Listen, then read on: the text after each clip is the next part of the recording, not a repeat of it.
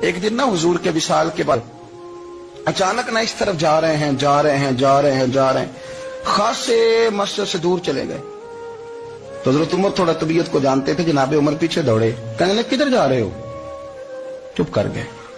کیا ہوا؟ کدھر جا رہے تھے؟ ابو بکر سیانے بندے ہو, امیر المومنین ہو, کہاں جا رہے؟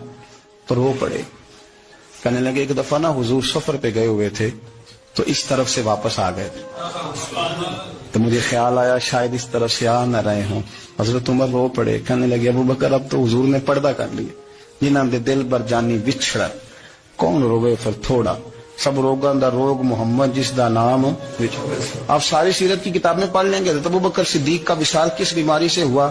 لوگوں نے قول کیے ہیں کہ وہ سانپ کا زہر آ جاتا تھا, فلان چیز تھی, لیکن کو بندہ وجہ تلاش کر سکا؟ کیا وجہ تھی وصال ہو گیا؟ کیا بیماری تھی؟ کیا تکلیف تھی؟ باقی وجوہات آپ کو ملیں گے. عثمان غنی شہید ہو گئے, حضرت عمر شہید ہو گئے, مولا علی, ابو بکر صدیق چلے گئے 63 سال کی عمر. وجہ کوئی نہیں بتائے گا. جب شدید بیمار ہوئے تو حضرت عمر فاروق نے ایک طبیب بلایا, بڑا سیانا تھا. اس نے سارا چیک کیا تو نباز تھا. کہنے لگا یار کو بیماری تو سمجھ میں نہیں آتی.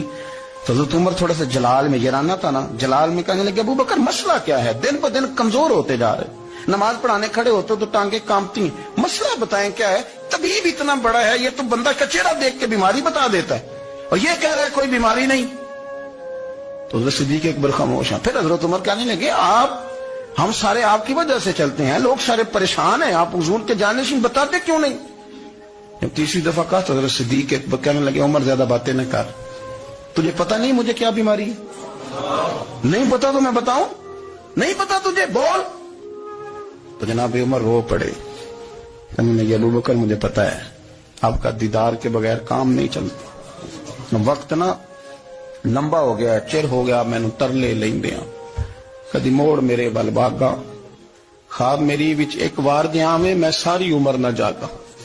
مجھے پتا ہے آپ کے مرض کا, پر ابو بکر امت کو ضرورت بھی تو ہے نا.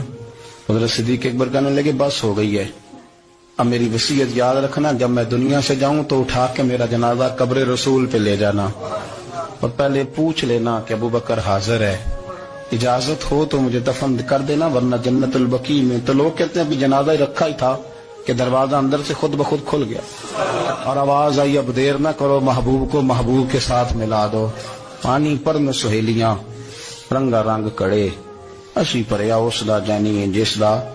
میں نے شروع میں ایک بات کی تھی کہ اپنی خواہشات کو نا حضور کا غلام بنا دیں, سوچیں سمجھیں کہیں وہ لفظ جو مدینے والے رسول کو پسند ہیں, پھر دیکھنا مسلمان ہونے کا مزہ آئے گا, پھر ذائقہ نصیب ہوگا. اللہ ان کے درجات بلند فرمائے. آخر دعویٰ